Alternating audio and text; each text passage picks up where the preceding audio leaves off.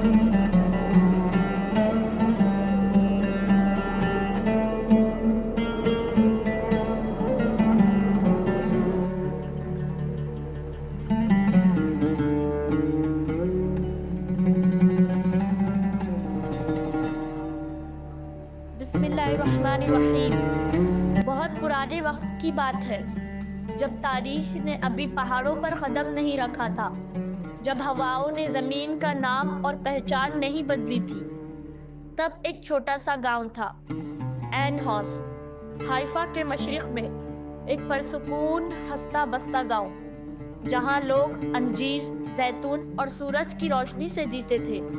सुबह का वक्त था, अंधेरा अभी पूरी तरह छटा नहीं था, बस बच्चे सोए हुए थे और बाकी सब फज्र की नमाज की तैयारी में थे।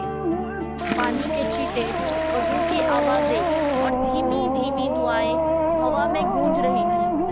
आज खास दिन था, जैतून की फसल का पहला दिन। सबके दिलों में एक ही दुआ थी, या अल्लाह हमारे हाथों में बरकत दे।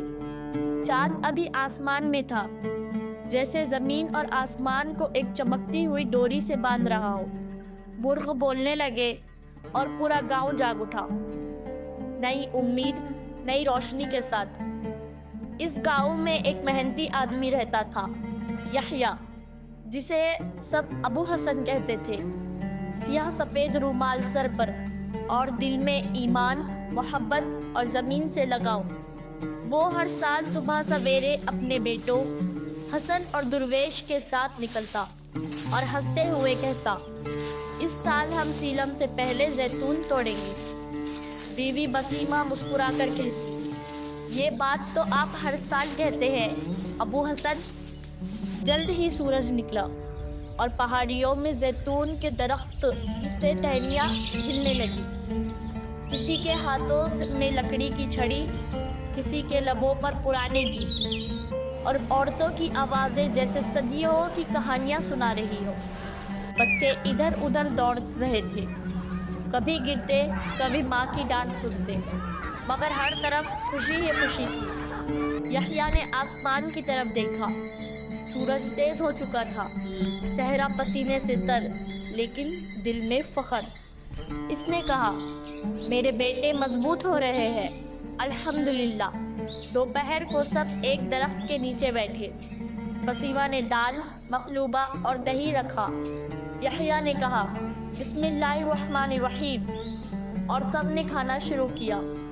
दुर्वेश बोला, अम्मी, आपका खाना सबसे मज़ेदार है।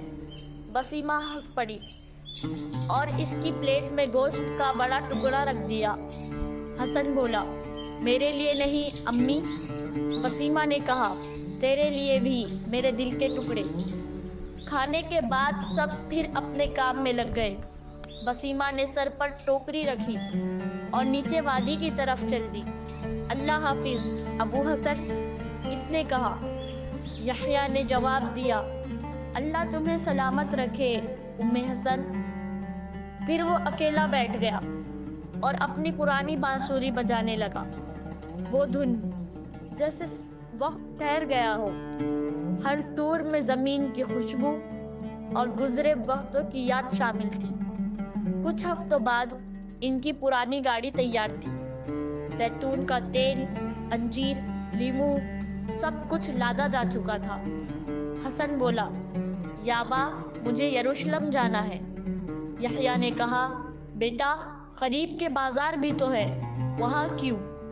फिर मुस्कुराकर बोला, तुम अपने दोस्त आरी से मिलने जा रहे हो, है ना? हसन ने सर झुकाकर कहा, जी याबा।